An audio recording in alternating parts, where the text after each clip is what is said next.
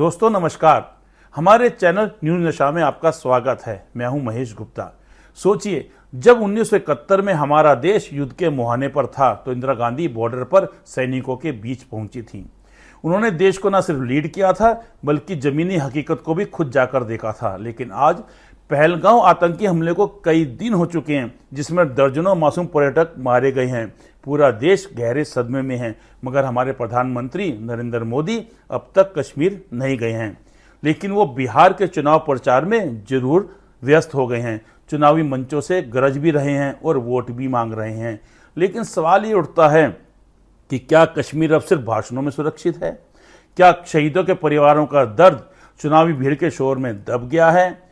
क्या बिहार की रैली कश्मीर के मातम से ज्यादा जरूरी हो गई है? और सबसे अहम सवाल ये कि आज हमारे देश का सबसे ताकतवर नेता यानी कि पीएम नरेंद्र मोदी इस दुखद घड़ी में भी कश्मीर नहीं गए हैं।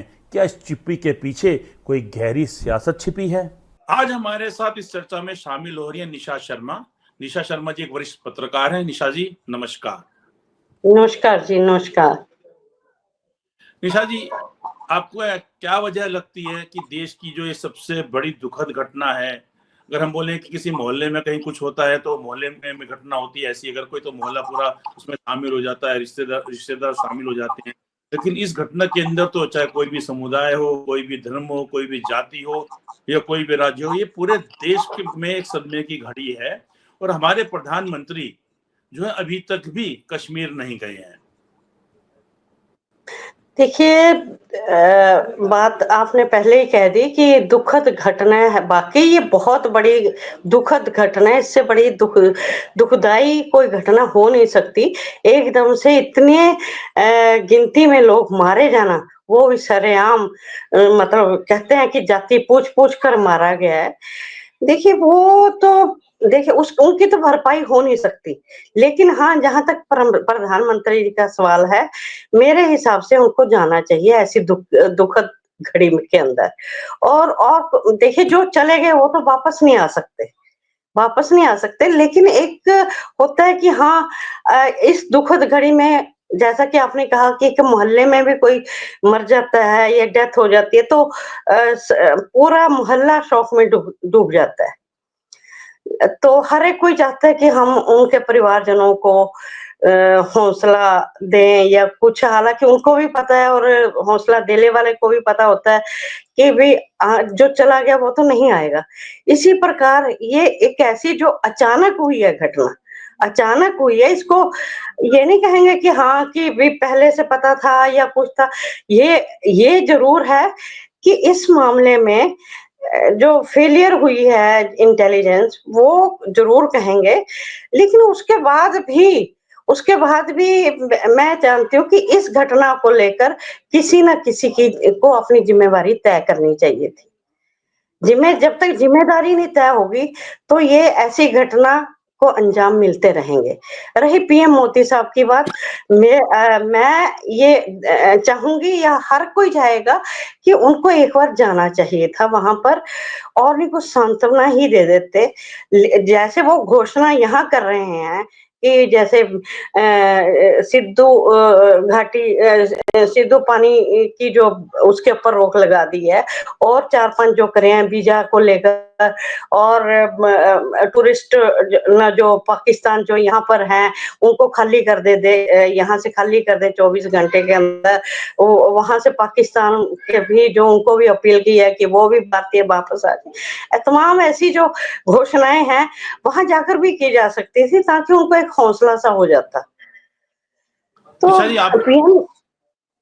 निशा जी आप ये देखिएगा कि 1971 में जब भारत पाक का युद्ध मुहाने पे था तो उस समय जो देश की प्रधानमंत्री इंदिरा गांधी वो बकायदा बॉर्डर पर कई सैनिकों से भी मिली और उन्होंने जमीनी हकीकत का भी जायजा लिया था।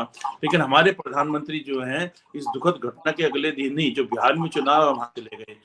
ठीक है, आजकल ज्यादातर मीडिया चैनल्स नहीं दिखा रहे हैं, लेकिन मैंने यूट्यूब में भी देखा है और लाइव फोटोग्राफ देखा। लाइव फोटोग्राफ को तो हम, लाइव वीडियो को तो हम मना नहीं कर सकते कि मंच पर बैठे हुए हैं और वहां पे नीतीश और पीएम मोदी दोनों के बीच वार्ता हो रही है, दोनों हंस रहे हैं, हंस के बातें कर रहे हैं। मतलब ये तो किसी मतलब एक कोई सोच भी नहीं सकता इस टाइम में, अगर ऐसे समय पे भी आप चुनावी भाषण में अगर शामिल भी हैं तो भी आपको थोड़ा फेस पे तो दुख दिखाना पड़ेगा ना, कैसे हंस हंस हंस के आप बात कर सकते हैं। बिल्कुल, आपने ठीक कहा। देखिए, लेकिन अब ये तो हम और आप कह रहे हैं कि उनको होना चाहिए।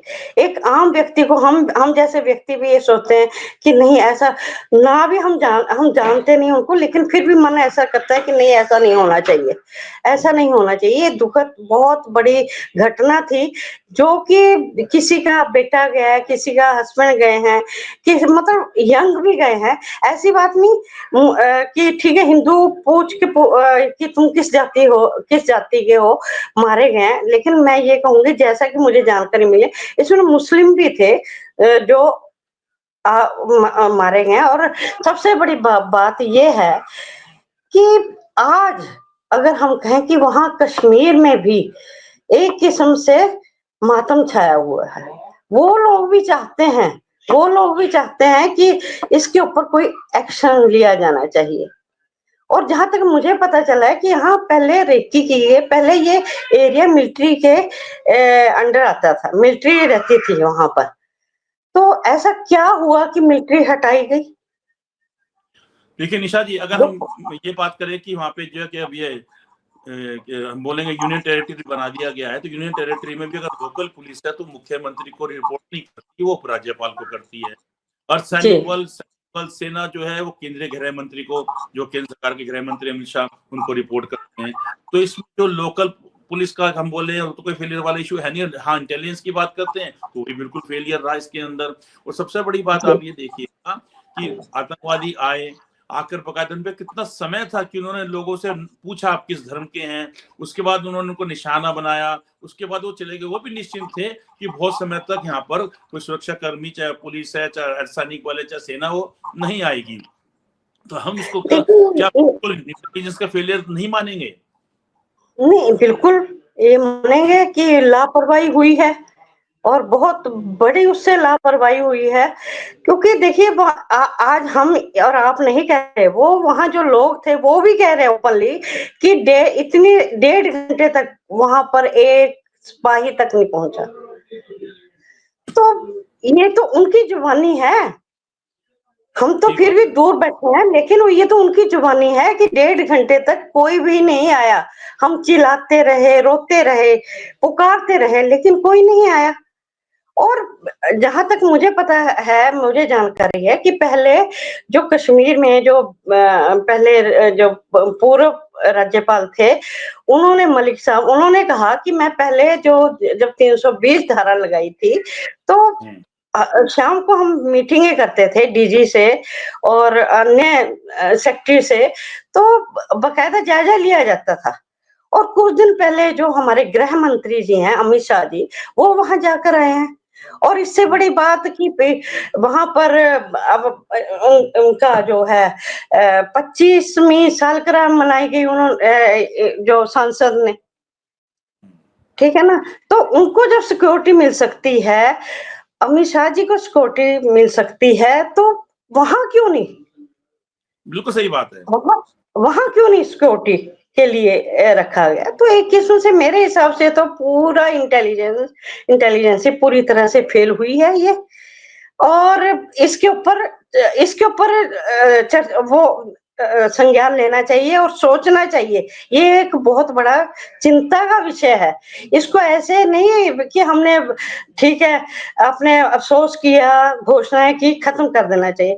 इसके ऊपर बाकायदा पीएम साहब को, गृह मंत्री साहब को एक्शन लेना चाहिए। जो वो कह रहे हैं उनके ऊपर एक्शन लें। और इससे भी बड़ी बात मैं ये कहूंगी कि जो मुझे जानकारी है कि वहां पर 30 या 32 ऐसे जगह हैं जहां से आतंकवादी आ सकते हैं वहां पर। निशा जी, मैं आपको बताना चाहूंगी कि वर्ष 2000 के अंदर जब अटल बिहारी की सरकार थी, अटल बिहारी वाजपेयी जी की, उस समय भी पहलगांव में आतंकी हमला हुआ था, जिसमें करीब 20 या 22 लोग जो हैं उनको डेथ हुई थी, उनकी मौत हो गई थी। और उस समय केंद्र सरकार ने सेना के एक वरिष्ठ अधिकारी के नेतृत्व में, उसकी अध्यक्षता में कमेटी बनाई थी कि यह देखा जाए कि इसकी जिम्मेदारी क्या है, कहाँ हमारा फेलियर हुआ, ये किस तरीके से है। उसकी रिपोर्ट आज तक नहीं आई है। तो ये किसी के द्वारा अपने ऊपर जिम्मेदारी लेना, वो तो शायद कभी सिस्टम दिखता ही नहीं है कि कोई अपने ऊपर जिम्मेदारी ले और जिम्मेदारी लेकर आगे की कोई रणनीति तैयार करे। देखिए, मैं तो पहले कह चुकी हूँ कि जिम्मेदारी जब तक कोई नहीं लेता तब तक ये बात आगे नहीं बढ़ सकती। जिम्मेदारी लेनी चाहिए और उसके ऊपर बाकायदा कार्य करना चाहिए कि क्यों ये हुआ, क्यों ये घटना हुई। इतने देखिए, पुलवामा के बाद ये सेकंड घटना है जहां हमारी इंटेलिजेंसी फेल हुई है, ठीक है ना। तो इतना कहना ही काफी नहीं है कि हम बदला लेंगे, हम ये करेंगे। गी लगाकर तो देखिए काम नहीं चलता, बाकायदा जिम्मेवारी लेनी चाहिए। और नहीं कुछ, जहां से आतंकवादी जो 32 या 30 ठिकाने बताए जाते हैं उनको डिस्ट्रॉय कर दे। यस, ये मेरा अपना सुझाव है, डिस्ट्रॉय भी कर सकते हैं, ताकि क्योंकि ये जो घटना हुई है एक दिन की नहीं, ये बाकायदा रेकी की गई है। और जो आतंकवादी आए हैं वो पीछे के रास्ते, जंगल के रास्ते से आए हैं और बाकायदा उनको पता चल गया था कि भी यहाँ पर अब कोई सुरक्षा नहीं है और इसलिए टूरिस्ट आए हुए हैं। और एक आधा नहीं, 2000 की संख्या में टूरिस्ट आना तो बहुत बड़ी एक संख्या है ये। तो इसलिए उनको वहां पर, और ये मौसम भी है।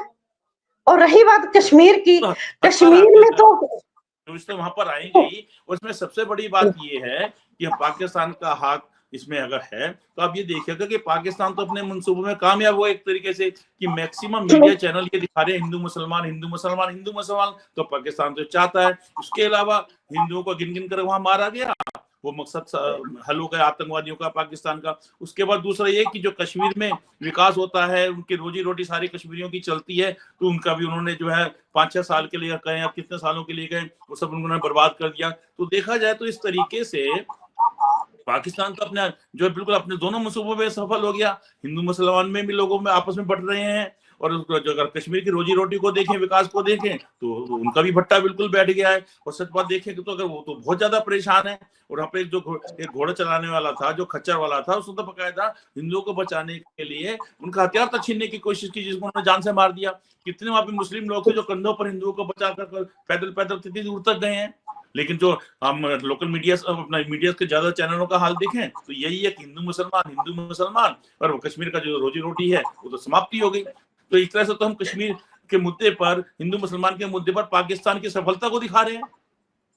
बिल्कुल, देखिए वो तो पाकिस्तान तो चाहता है कि ये इस ढंग से इनके अंदर जो है फूट पड़ी रहे और हम अपने मंसूबों में कामयाब होते रहें।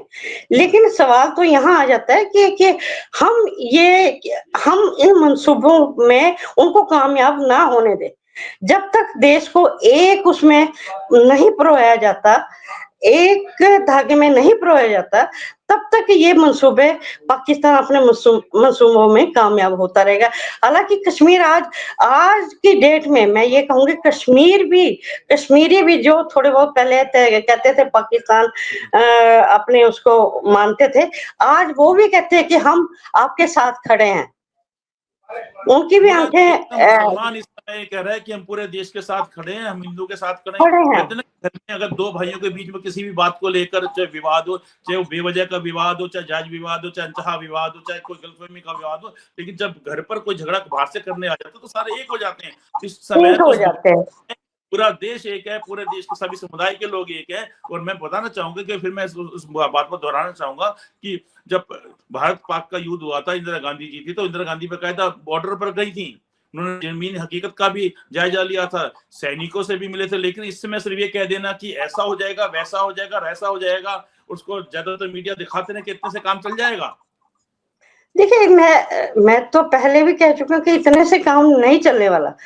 अगर ऐसा ही रहा तो पाकिस्तान अपने मंसूबों में काम, हालांकि पाकिस्तान कह रहा है कि भाई क्या प्रूफ है कि हमारे यहाँ से ये हुआ है। लेकिन सवाल ऐसी चीजों का प्रूफ नहीं होता। मैं आपको एक बता, जो मुझे खास जानकारी मिली है कि पाकिस्तान के जो आर्मी चीफ हैं, उन्होंने कुछ दिन पहले ये एक बयान दिया था कि कश्मीर जो है हमारा हम हमारे अंदर जो एक ऐसी रग है जब तक कश्मीर के ऊपर फैसला नहीं हो जाता तो हम हमारा जो दिमाग के अंदर, दिल के अंदर जो खून है, वो नस ऐसे ही दौड़ती रहेगी। तो क्या निशा जी ये यहाँ बयान पर आप काफी देखिएगा, निशा जी यहाँ पे आप देखिएगा कि पाकिस्तान के किस नेता ने या किस आर्मी ऑफिसर ने क्या बोला, ये बात हम आज उठाने लग जाते हैं। सबको याद है क्या बोला, सबको पता है किस दिन बोला और क्यों बोला, हम्म, लेकिन उसके बाद क्या प्रभाव हो सकता है इसको लेकर हम चुप बैठे हुए थे। और आप जब घटना हो गई तो उस बात को याद याद करते हैं सब, जो कि सबको याद है ये बात कि हाँ क्या बोला, क्यों बोला, किस अंदाज में बोला, उसके क्या मायने। तो जब सबको ये बात पता है तो फिर सुरक्षा के लिए हमारी तरफ से, देश की तरफ से कदम क्यों नहीं उठाया गया? देखिए यही तो सवाल उठता है कि सुरक्षा वहां पर होनी चाहिए थी। कुछ महीने पहले वहां पर मिलिट्री कदम चलती थी और मिलिट्री भी लगाई जाती थी और वहां पर बाकायदा सुरक्षा कर्मी भी होते थे, पैरा मिलिट्री भी वहां पर होती थी। लेकिन एकदम से ऐसा क्या हो, जबकि गृह मंत्री जी खुद कह के आए हैं वहां पर कि पर्यटकों को कि अब शांति है यहाँ पर, धारा निशा जी 320 लगी आखिरी हुई सवाल है, अब आपसे, शांति है। जी आखिरी सवाल ये है जो दर्शक भी जानना चाहेंगे इस बात को, कि चुनावी रैलियों में जा रहे हैं नरेंद्र मोदी जी, लेकिन वो कश्मीर नहीं गए। देश युद्ध की बात चल रही है, बड़े बड़े भाषण आ रहे हैं सभी नेताओं के, लेकिन वो कश्मीर नहीं गए। इसके पीछे की सियासत क्या है, इसके पीछे की रणनीति क्या है, या इसके पीछे की क्या सोच हो सकती है?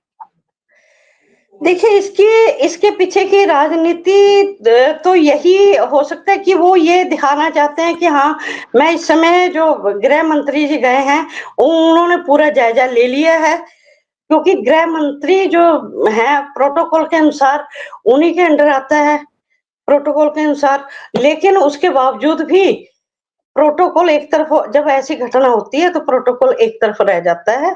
और मैं अपनी मेरे विचार है कि पीएम साहब को वहां जाना चाहिए था और आपने सभी बताया, उनकी मैं तरफ बात एक टिकट लगा की के देखे बात हुए हैं कि वो बताऊंगा, और जो काफी लोगों से हमारी बात होती है उनके भी ये विचार हैं कि जब कोई चला जाता है तो जितने लोग जब जाते हैं तो किसी को वापस लाने के लिए नहीं जाते, सहानुभूति के लिए, हिम्मत बढ़ाने के लिए, ढांढस हाँ, बढ़ाने के लिए जाते हैं। अगर प्रधानमंत्री मोदी अगर कश्मीर में जाते हैं, जहाँ की कहा जाता है कि कश्मीरी ज्यादातर लोगों की कुछ सोच अलग रहती है, लेकिन आज तो उनकी सोच बिल्कुल हमारे साथ दिख रही है, पूरे देश के साथ दिख रही है। अगर नरेंद्र मोदी जी वहां जाते हैं तो इस बात की बात पक्की है कि वहां के लोगों का विश्वास हमारे साथ और बढ़ेगा। और विश्वास जो है ना, हर चीज को कहीं ना कहीं सफलता जरूर दिलाता है। आज की चर्चा में शामिल होने के लिए निशा जी आपको धन्यवाद, नमस्कार। और आप हमसे जुड़े रहने के लिए सब्सक्राइब करें YouTube पर, फॉलो करें Twitter पर और लाइक करें Facebook पर। और ज्यादा जानकारी के लिए आपको टाइप करना होगा सिर्फ न्यूज नशा।